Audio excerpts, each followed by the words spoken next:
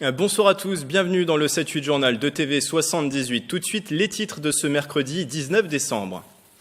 Le département et Saint-Quentin en Yvelines ont signé hier une convention. Elle fixe le cadre pour la rénovation urbaine de 8 quartiers de l'agglomération. 16 opérations ont été identifiées comme des constructions et des aménagements de voirie. Le département va s'engager à hauteur de 15 millions d'euros. Des jeunes de plaisir et des environs en Irlande. En octobre dernier, ils ont participé à un trek de 150 km à pied dans la région du Connemara. Depuis 2015, la mission locale co-organise cette action pour aider ces demandeurs d'emploi à franchir un cap dans leur parcours professionnel. Retour d'expérience en plateau. Et puis le Palais des Sports de Plaisir accueillait cette semaine un match de gala. Des handballeurs moins de 18 ans du Sky VGP défiaient les féminines du Paris 92. Une rencontre inédite devant plus de 600 spectateurs. Nous parlerons également du dernier rush avant les fêtes dans les magasins des Yvelines, exemple au centre commercial One Nation Paris au Clé-sous-Bois, dont nous recevrons sa directrice. Avant de développer ces titres, une journaliste de France 3 agressée hier à Limay. Elle aurait été frappée à la tempe alors qu'elle tournait des images à un rond-point occupé par des gilets jaunes. Précisons qu'au moment où je vous parle, nous ignorons si l'auteur du coup appartient à ce mouvement des gilets jaunes. Ceux présents sur place lui ont en tout cas porté secours. L'individu a pris la fuite. Une plainte va être déposée par France 3 Île-de-France suite à cette agression. Et une information dont nous vous parlions hier, le gilet jaune qui a été frappé dans la nuit de lundi à mardi sur ce même barrage de Limay se trouvait toujours ce soir entre la vie et la mort.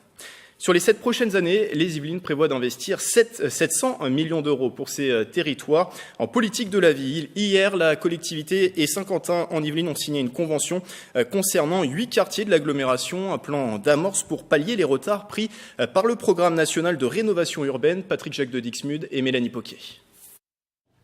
C'est une signature à 15 millions d'euros. Cette convention entre le département des Yvelines et l'agglomération de Saint-Quentin en Yvelines porte sur la rénovation urbaine. C'est pas une commune aujourd'hui qui peut faire face, bien sûr, à de tels engagements. Donc, heureusement, le département des Yvelines vient, bien sûr, nous accompagner, nous soutenir et puis effectivement déclencher avec ses moyens ces opérations de rénovation dont on a terriblement besoin dans ces quartiers-là. Le département veut poursuivre ce que l'État ne fait plus.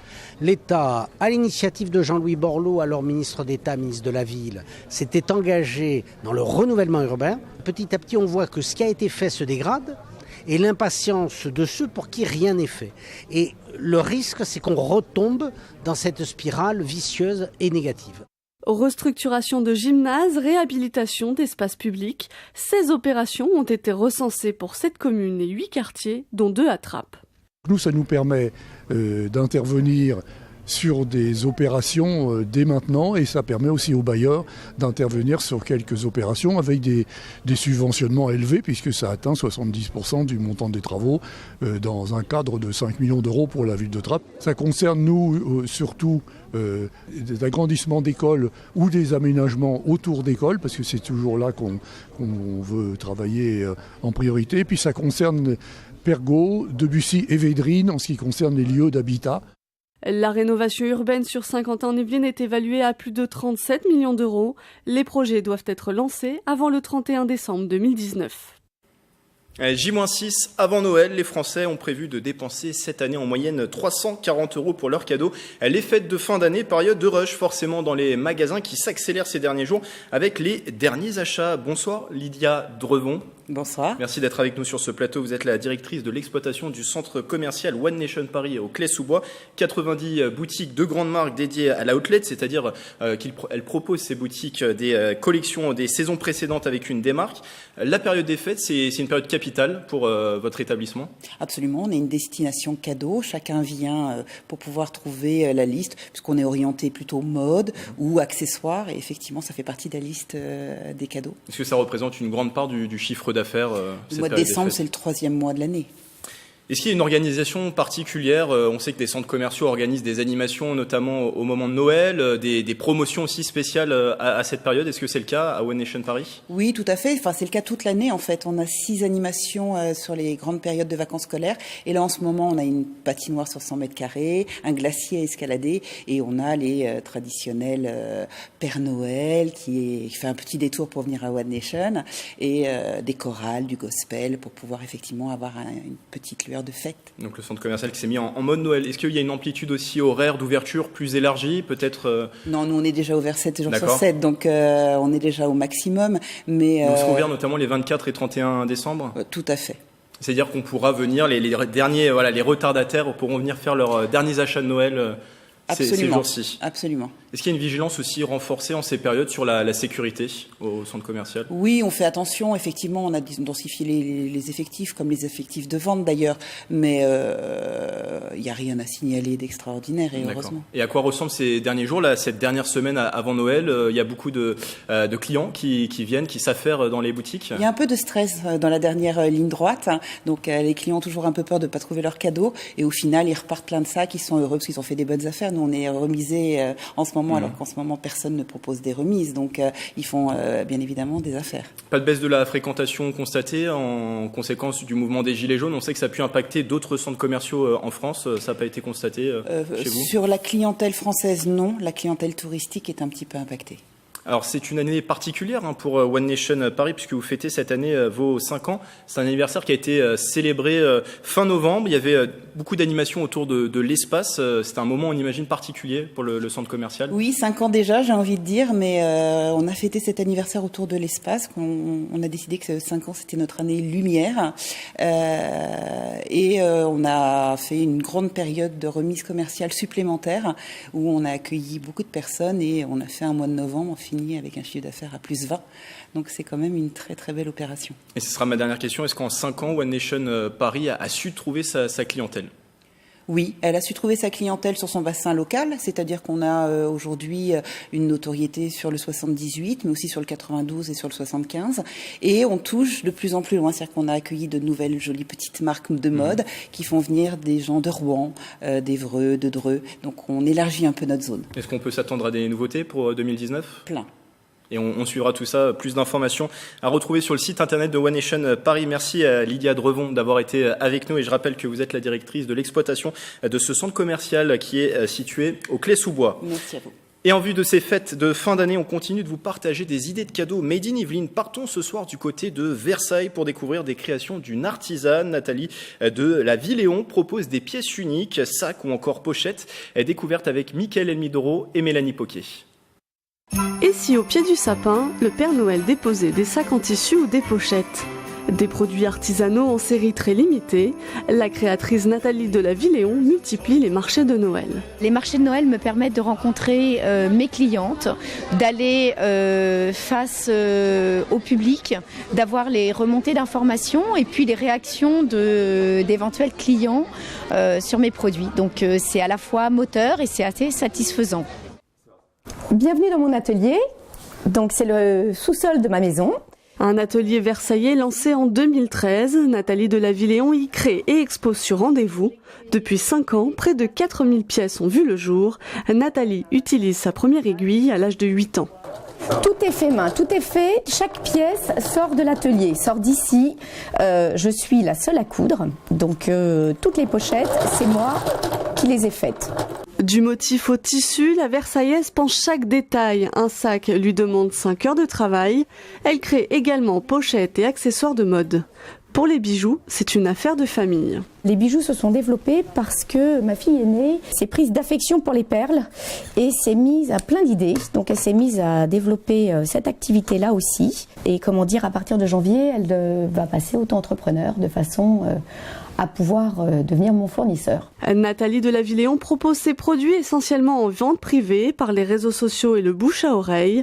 Ses créations sont envoyées dans toute la France et à l'étranger. Je peux m'adapter aux besoins de la cliente, c'est-à-dire que si elle veut un sac plus grand, plus petit, des anses plus grandes, quelque chose qui soit plutôt porté-épaule. Cette année, j'ai fait surtout des porté-épaules pour l'hiver parce que on m'avait dit voilà, on aimerait bien pouvoir les mettre sur nos manteaux. Bonjour, comment tu vas ? va bien et toi? Voilà, tiens, regarde. Quelques produits sont aussi disponibles dans une boutique à Versailles.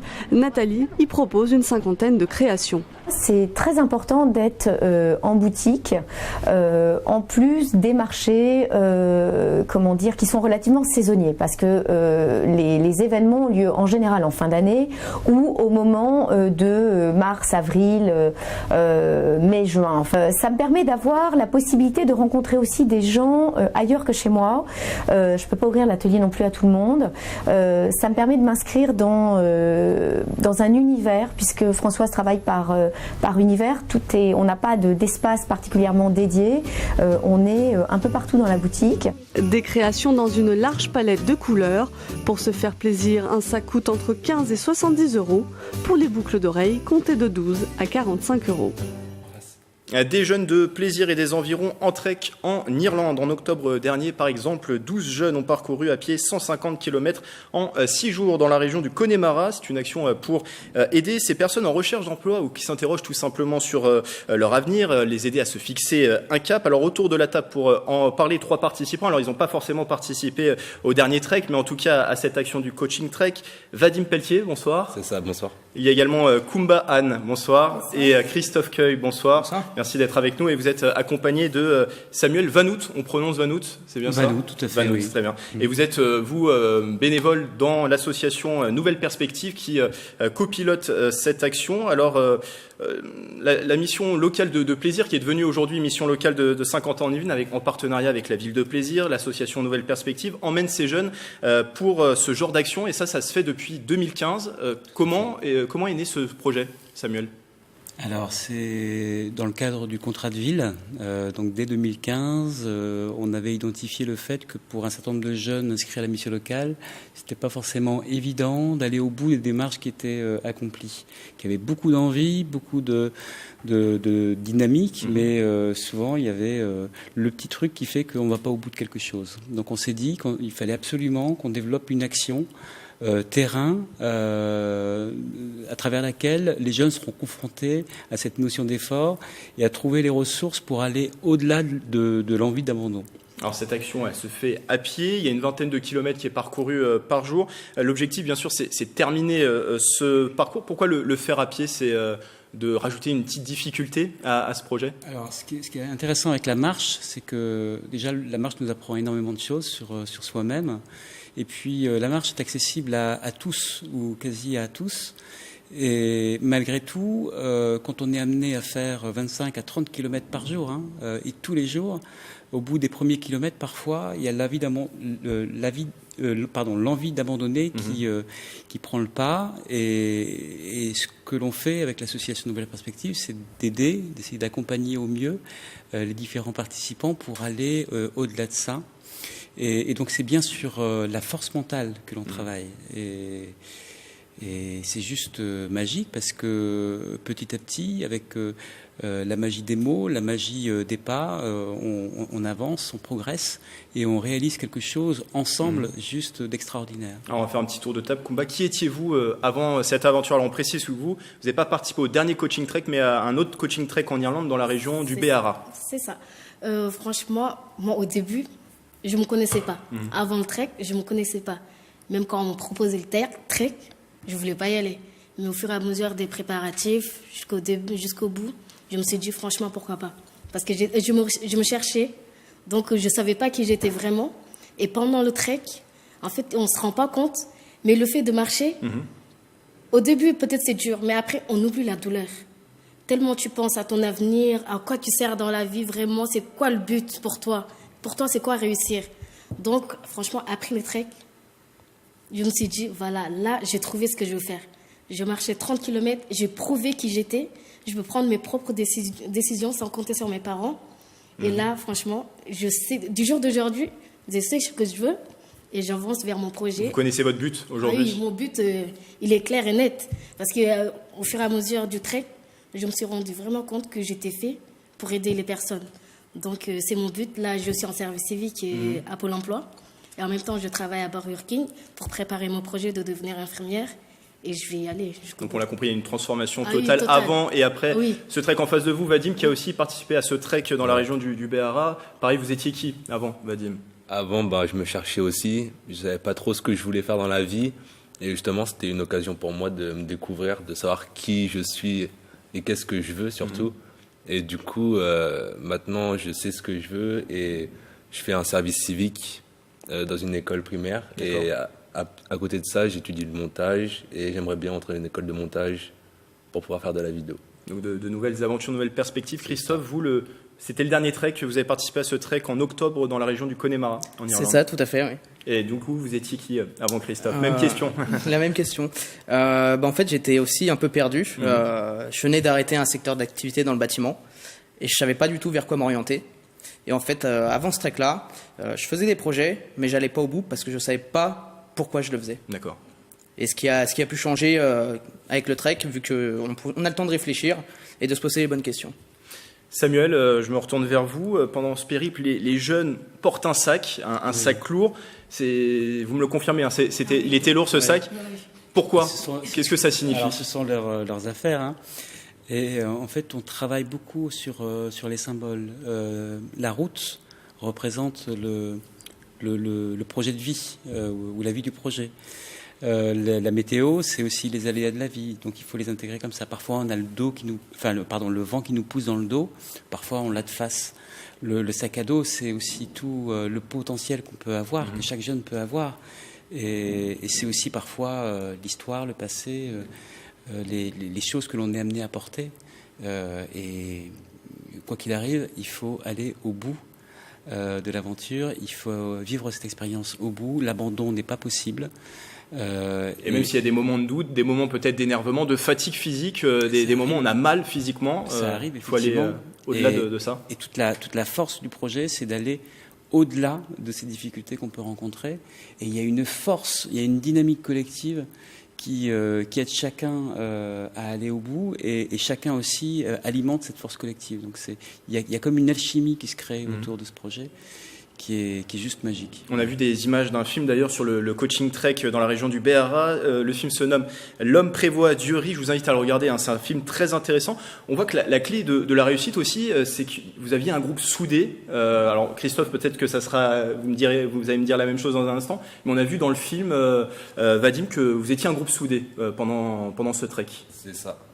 Aider les autres, c'est la base de tout en fait. C'est apprendre à se trouver soi. C'est aussi trouver les autres. C'est en fait, il n'y a même pas... je sais plus quoi dire bonsoir. C'est pas grave, mais oui, Koumba, on l'a vu, des moments vraiment de solidarité. En fait, on avait besoin de ça. On avait besoin de ça pour aller de l'avant. Certes, c'est une aventure pour se découvrir, mais le fait d'être en groupe, de voir les caractères de chacun, la force mentale de chacun, ça nous fait avancer. Le fait de dire que s'il y a une personne qui abandonne, c'est pas un échec personnel, c'est un échec pour tout le groupe. Donc on était obligé de se soutenir parce qu'on savait il y a des moments plus difficiles que les autres et que peut-être les autres se débrouillent mieux que les autres. Donc il fallait qu'on se soutienne et aller jusqu'au bout. C'était la base. Dans le Connemara, pardon, Christophe, pareil, s'il y avait de la solidarité entre vous? Alors complètement, ouais, on était tous solidaires entre nous. Malgré les aléas des préparations qu'on fait, le groupe a été finalisé vraiment presque au dernier moment. Et malgré tout, il y a eu quelque chose qui s'est passé et tout le monde était soudé, tout le monde s'entraidait. Dès que quelqu'un était dans la douleur, quelqu'un venait le réconforter. Et ça nous a permis de réaliser cet exploit qui est de base individuel, à le transformer en exploit de groupe en même temps en fait. Et d'ailleurs, suite à ces treks, une attestation de participation vous a été remise. C'était au cours d'une soirée le 5 décembre dernier au théâtre Robert Manuel de Plaisir, qui a débuté avec la projection de 2 films revenant sur vos aventures. Dans la salle, notamment, la sous-préfète des Yvelines en charge de la politique de la ville, et Joséphine Coleman-Berger, maire de Plaisir. Elle, lui, vous a trouvé totalement transformé. Je vous propose de l'écouter. On les connaissait avant, on les connaît après, et ils sont plus du tout les mêmes. D'abord, ils ont un sens du collectif, un sens de l'amitié qui s'est surdéveloppé. C'est un projet et c'est une aventure qu'ils n'oublieront jamais. C'est une vraie démarche humaine, une vraie démarche qui allie à la fois l'effort, bien sûr, et puis la confiance en soi, surtout, parce qu'ils se rendent compte que, ils sont capables de faire quelque chose de A à Z et surtout qui n'est pas facile. Donc, ils le reproduisent ensuite au niveau de leur emploi, de la recherche et puis des études. C'est extraordinaire comme projet. Samuel, pour refermer cet entretien, on l'a entendu au travers de ces témoignages, on les sent totalement transformés Complètement transformés, c'est vraiment le but. Ils peuvent trouver du coup en eux, ils le savent, toute leur force qui va être exploitée pour que chacun puisse se réaliser dans le projet d'origine, le projet professionnel, parce que c'est ça qui compte. Moi, je voudrais simplement souligner que depuis qu'on développe cette action avec la Ville de Plaisir et Skyway 1625, la mission locale du territoire, il y a à peu près 70 jeunes qui ont bénéficié de cette action. Ils ont tous été orientés vers cette action pour des raisons de difficulté d'avancer dans leur projet. Et ces 70 jeunes sont tous en situation 3 mois à l'issue du trek. Donc il y a bien une vraie révolution identitaire qui se crée à un moment référence à partir duquel les jeunes peuvent aller vers des nouvelles perspectives. On l'a compris, ça marche. Merci beaucoup Samuel, merci Christophe, Koumba et merci à Vadim d'être passé sur ce plateau. Des prochains rendez-vous à venir peut-être. Et en tout cas, vous pouvez retrouver l'actualité de l'association Nouvelles Perspectives sur le site internet qui s'affiche en bas de l'écran. On reste à Plaisir pour parler handball. Un match d'entraînement entre les jeunes du Sky VGP, les féminines du Paris 92, était organisé en début de semaine dans un palais des sports bien garni pour l'occasion. Retour avec Michael Elmidoro. Un match de gala au Palais des Sports de Plaisir. Les moins de 18 ans du Sky VGP recevaient pour la première fois les féminines du Paris 92. Plus de 600 supporters avaient pris place en tribune pour cette rencontre inédite. Pendant le match, oula, on crie, on chante, on les encourage, les clappings. Pour l'ambiance, pour se retrouver tous ensemble, c'est la fête d'un club aussi. Et c'est immanquable. Le spectacle était également rendez-vous sur le terrain. À la mi-temps, les jeunes handballeurs mènent 17-13 après un premier acte plein d'intensité. C'est un bon match, on a des bonnes joueuses en face, ça joue bien. Techniquement, elles sont au-dessus de nous, mais c'est vrai que physiquement, on est pas mal. Du coup, on arrive à rattraper l'écart. En deuxième période, l'écart se creuse entre les joueurs locaux survoltés dans leur salle et le Paris 92 diminué par l'absence de 11 joueuses. Score final de cette rencontre amicale, 34-28. Ils sont plus grands, plus costauds, plus lourds, plus rapides, plus vifs. Ils sont 60 sur le banc, donc on n'avait aucune chance avant de jouer le match, mais c'est un match de travail. C'était intéressant parce qu'on a vachement plus joué sur la trajectoire de balle. Après, en attaque, étant donné qu'on est un peu plus puissant, c'était plus facile, mais on a fait un bon match dans la globalité et j'ai trouvé ça super intéressant dans plein de domaines. Donc si c'était à refaire, à refaire. Et le souhait de l'entraîneur du Sky VGP pourrait être exaucé. D'autres rencontres entre les féminines du Paris 92 et des jeunes Yvelinois pourraient être programmées dans le futur.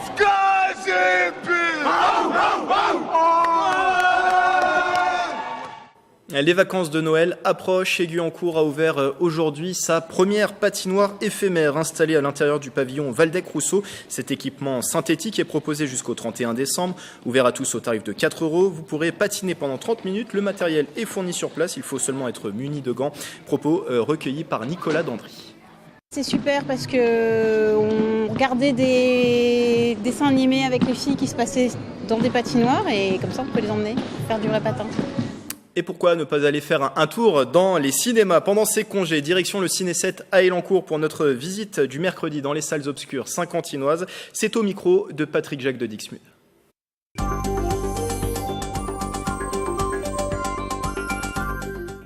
Alors, vacances de Noël approchant oblige, une grosse programmation cette semaine au Ciné 7 avec 2 sorties nationales. Le blockbuster de chez Warner, Aquaman, en 2D, 3D, VF, VO, donc sur nos écrans cette semaine, et aussi le dernier Disney, Le Retour de Mary Poppins, la suite attendue des aventures de Mary Poppins. Puis plein d'autres films de qualité, Pupille de Jeanne-Éric, nous reprenons cette semaine, Bohemian Rhapsody pour les fans de Queen et aussi les autres qui ne connaissent pas la vie de Freddie Mercury, toujours super, VF, VO, Robin des Bois, Le Grand Bain pour ceux qui ne l'ont pas vu. Les Disney de Noël, tous les ans on fait une petite opération, on passe des vieux Disney, donc là cette semaine c'est Cendrillon et Monstres et compagnie. Astérix toujours et le secret de la potion magique pour les familles, le Grinch aussi, et un cinéphilou pour les tout petits, Mimi et Lisa, les lumières de Noël dimanche matin à 10h30. Et bonne fête à tout le monde pour cette fin d'année.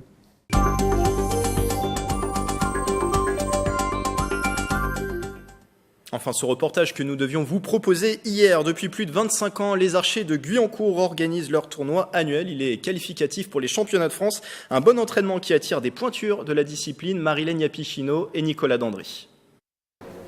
26 cibles alignées au sein du gymnase Maurice Baquet. Comme chaque année avant les fêtes de Noël, les archers de Guyancourt organisaient ce week-end leur grand tournoi.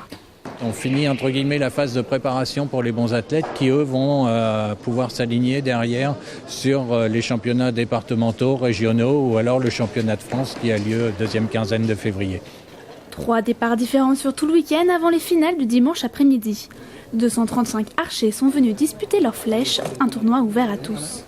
On accueille les gens qui sont en handisport. On les classe avec, mais ils ont aussi une licence supplémentaire, une licence handisport, qui leur permet d'être comptabilisés dans le classement national handisport. Tous les participants ont le même objectif. Toucher la cible. Chacun son arc et chacun sa technique pour toucher dans le mille.